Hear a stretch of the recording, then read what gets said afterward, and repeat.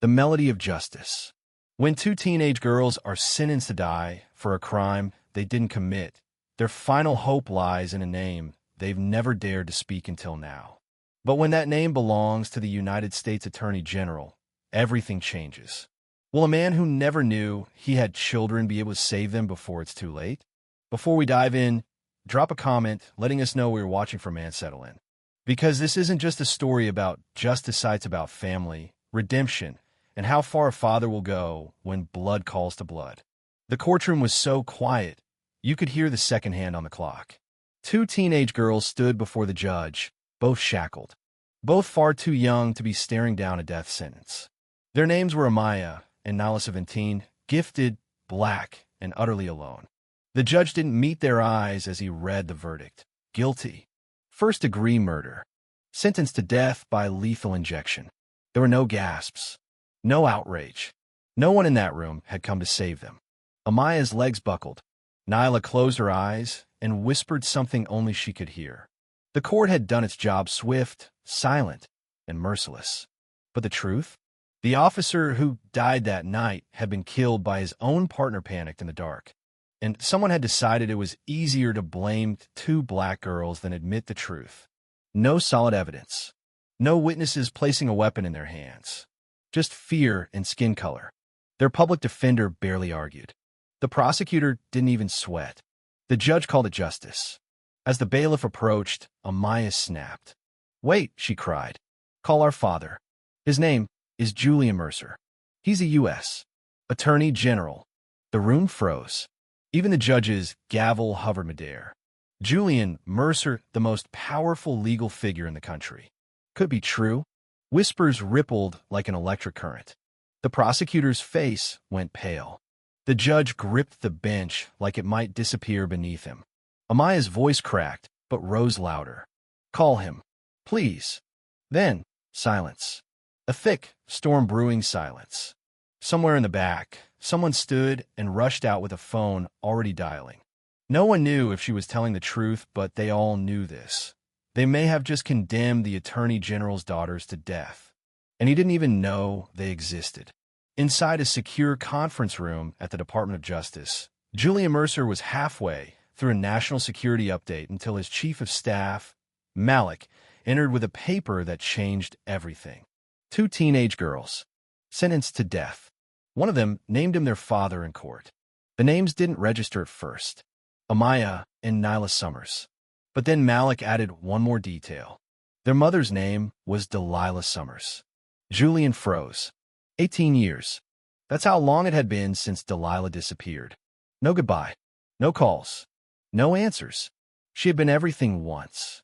The only person who made him feel human, not political. Their summer together had been fireworks, music, protests, midnight coffee. And then she was gone. Now her daughters were behind bars in death row. And one of them had her eyes. Julian ended the briefing. Quietly, he requested a DNA test. He didn't wait. Inside, he already knew. At Lakeview Correctional, Nyla lay curled in the prison infirmary, coughing blood onto thin sheets of toilet paper. She was writing music, her only remaining piece of self-fontu, scraps of tissue. A melody called Second Chances, the song she and her sister once played on a battered old piano. Across the prison, Amaya screamed at the walls. Screamed for a doctor.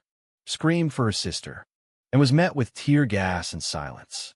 They hadn't always been broken. They used to dream of playing at Carnegie Hall. Their mother promised them freedom through music. But then came the crash, the rainy night that took Delilah forever. After that, foster homes. New rules. No love. But Amaya always protected Nyla. And Nyla never stopped writing. In a forgotten corner of her cell, Amaya found an old envelope, one of the few things they'd carried from placement to placement. Inside, a letter never mailed. In her mother's handwriting. "Julian, if you're reading this, it means I found the courage to tell you. They're yours. Both of them. I never stopped loving you. I was just scared." The signature was missing. But the name at the top was clear, Julian Mercer. Now Amaya knew. She wasn't shouting into a void. She was calling toward someone. In Georgia, Julian tracked down the officer who had disappeared from the trial record, Dale Kinley. living off-grid, a ghost in a rusted trailer. Dale confessed the girls had been unarmed. One had begged for help, but the sheriff demanded a cleaner story. Dale's daughter was nearly hit by a car days after he tried to speak out.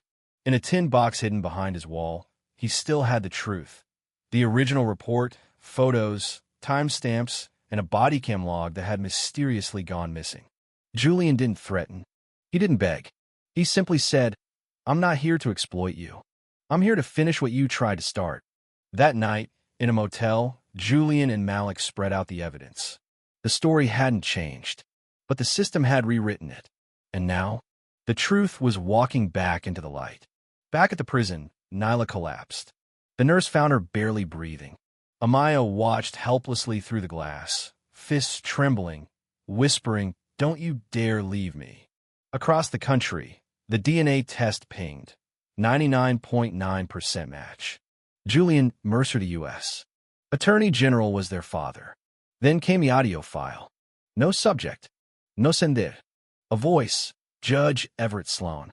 These girls need to be made an example. People like them multiply when you show weakness. Then a quieter voice's clerk, Mia Rowe. "Judge Sloan, this isn't right." Julian went to her apartment. She was missing, then hospitalized. Memory foggy. Silent from trauma. Mia had been silenced, but the tape had survived.